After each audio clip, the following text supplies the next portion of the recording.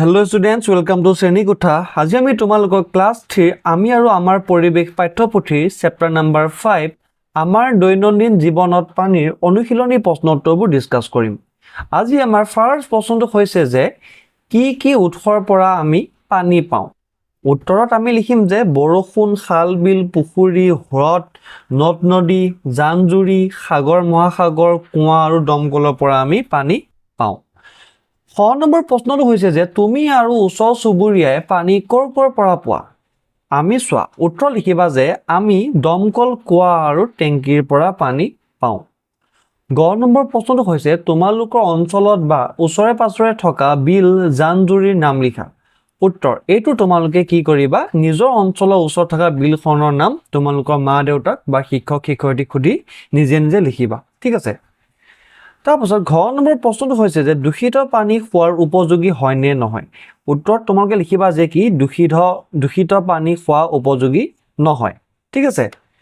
19 number প্ৰশ্নটো হৈছে যে পানী কি কামত ব্যৱহাৰ কৰা হয়।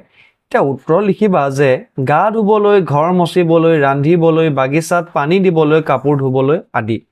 6 নম্বৰ প্ৰশ্নটো হৈছে যে ভূজল কি। উত্তৰত তোমালোকে লিখিবা যে আমি পুখুৰী, দমকল, নদ খান্দি মাটিৰ তলৰ পৰা পানী উলিয়াই আনো। এইবোৰক ভূগৰ্ভস্থ পানী বা ভূজল বোলে। তাৰ পিছৰ প্ৰশ্নটো হৈছে যে তলৰ শব্দ শৃংখলটোত থকা পানীৰ উৎসবোৰ বাছি উলিয়াই তাত চিনেৰে ঘেৰি দিয়া। মুঠতে আমি কি আছে তলৰ শব্দ শৃংখলটোৰ পৰা আমি কি কৰিব লাগিব পানীৰ উৎসৰ নাম বাছি উলিয়াব লাগিব। ঠিক আছে। যেনেকৈ এইটো আমাৰ কি হ'ব সাগৰ মিলি কি হ'ব সাগৰ। ঠিক আছে। তাৰ পিছত চোৱা আমি ইয়াত কি শব্দ পাম নিজৰা পাম, নদী পাম, হ্ৰদ পাম, বিল আৰু কি পাম পুখুৰী পাম। লগতে বৰষুণ, খাল আৰু শেষত সাগৰ আৰু দমকল পাম। ঠিক আছে। এইটো তোমালোকে নিজে বিচাৰি ল'বা ওপৰ ঘৰকেইটাৰ পৰা। ঠিক আছে। ওকে চোৱা যেনেকৈ এইটো আমাৰ কি হ'ব পুখুৰী হ'ব, এইটো কি হ'ব বৰষুণ হ'ব। তেনেকৈ তোমালোকে কি বাকীকেইটা বিচাৰি ল'বা। ঠিক আছে। এইটো আমাৰ কি হ'ব হ্ৰদ হ'ব। ঠিক আছে। এইটো নদী হ'ব। মই বহুত কেইটা দিছোঁই তোমালোকে বাকীবোৰ কি কৰিবা বিচাৰি ল'বা। তাৰপিছত চোৱা তাৰপিছত কি আছে 3 নম্বৰ প্ৰশ্নটো আছে যে ঘৰত বা বিদ্যালয়ত পানীৰ অপচয় দূৰ কৰিবলৈ তুমি কি কৰিবা।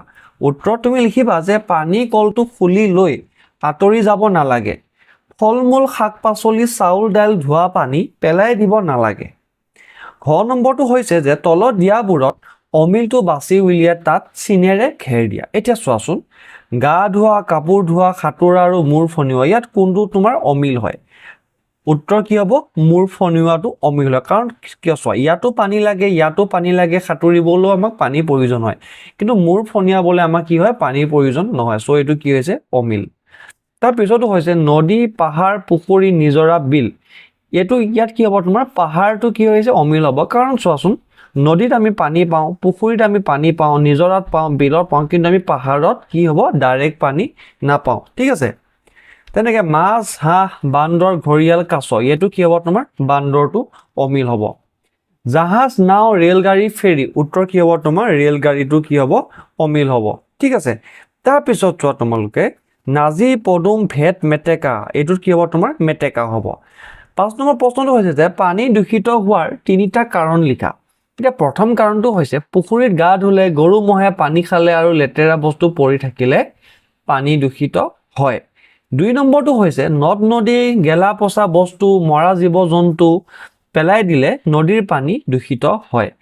3 নম্বৰ প্ৰশ্নটো হৈছে বিভিন্ন কীটনাশক বস্তু পানীত মিহলি হ'লে পানী দূষিত হয়। তো ষ্টুডেণ্টছ আজিলৈ ইমানেই। আমি নেক্সট ক্লাছত ইয়াৰ পিছৰ পাঠৰ প্ৰশ্নোত্তৰবোৰ ডিছকাছ কৰিম। Thank U.